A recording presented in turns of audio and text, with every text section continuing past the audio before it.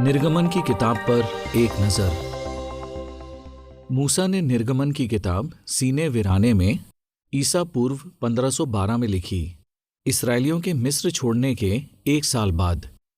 इस किताब में 145 सालों के दौरान हुई घटनाएं दर्ज हैं। ईसा पूर्व 1657 में यूसुफ की मौत से लेकर ईसा पूर्व 1512 में पवित्र डेरा बनाने तक। निर्गमन में बताया गया है कि कैसे यहोवा ने इसराइलियों को मिस्र की गुलामी से छुड़ाया, कैसे उन्हें एक राष्ट्र के तौर पर संगठित किया और सिखाया कि उन्हें उसकी उपासना कैसे करनी चाहिए। निर्गमन की किताब में 40 अध्याय हैं। अध्याय 1 में बताया गया है कि इसराइलियों की गिनती तेजी से बढ़ने लगी और इस वजह से फिरौन उनसे कड़ी गुलामी करवाने लगा। अध्याय 2 से 4 में बताया है कि मूसा के जन्म के दौरान क्या हुआ, कैसे फिरौन की बेटी ने उसे गोद लिया और वो कैसे एक मिस्री आदमी को मारकर मिद्यान भाग जाता है जो उसके इब्री भाई को मार रहा था। कई सालों बाद यहोवा ने मूसा से कहा कि वो इसराइलियों को मिस्र से छुड़ाकर लाए। अध्याय 7 से 10 में मूसा ने अपने भाई हारून के जरिए फिरौन से बार बार कहा कि वो इसराइलियों को मिस्र से जाने दे, लेकिन फिरौन ने ऐसा करने से मना कर दिया। इस वजह से यहोवा मिस्रियों पर 10 विपत्तियां लाता है।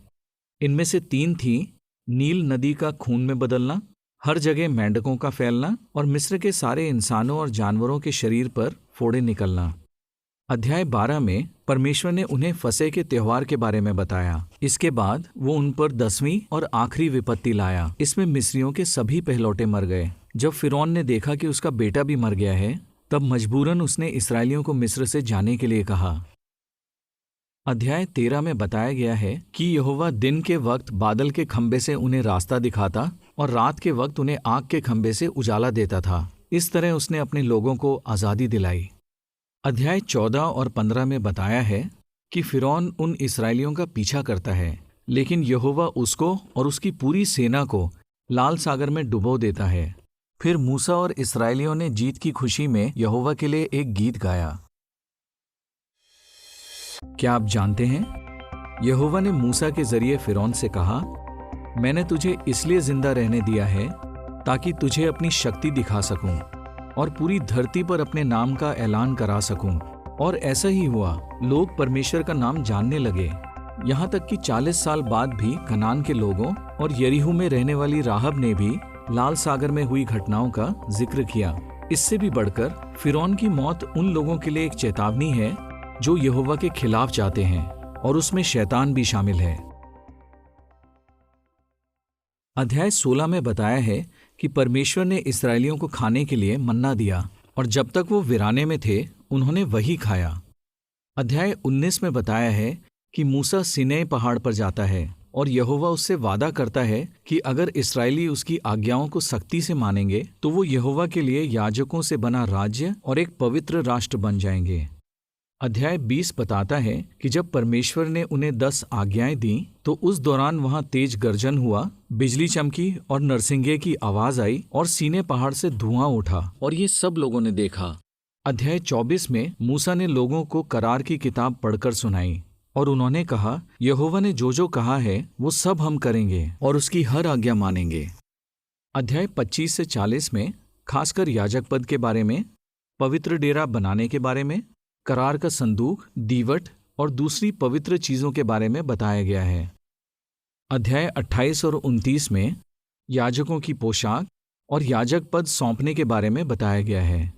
महायाजक एक ईपोद पहनता था और एक पगड़ी जिस पर सोने की पट्टी लगी हुई थी।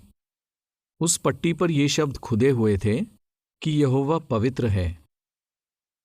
अध्याय 32 में जब मूसा सीनै पहाड़ पर गया तो लोगों ने एक सोने का बछड़ा बनाया और उसके सामने नाचने गाने लगे और उसकी उपासना करने लगे। जब मूसा पहाड़ से नीचे आया तो उसने उनका बनाया बछड़ा आग में जला दिया और उसे चूर चूर करके पानी में बिखरा दिया और वो पानी इसराइलियों को पिलाया। अध्याय 34 में मूसा दोबारा सीनै पहाड़ पर जाता है और वहां यहोवा उसे अपने नाम और अपने गुणों के बारे में बताता है। अध्याय 40 में बताया गया है कि बादल का खंबा पवित्र डेरे पर छा जाता है और डेरा यहोवा की महिमा से भर जाता है। निर्गमन की किताब पढ़ते वक्त ध्यान दीजिए कि कैसे यहोवा घमंडियों को नीचा दिखाता है, कैसे नम्र लोगों से अपना मकसद पूरा करवाता है और किस तरह इस्राएलियों को आजाद करता है, जिससे हमारा भी विश्वास बढ़ता है कि यहोवा अपने राज के जरिए हमें छुटकारा दिलाएगा।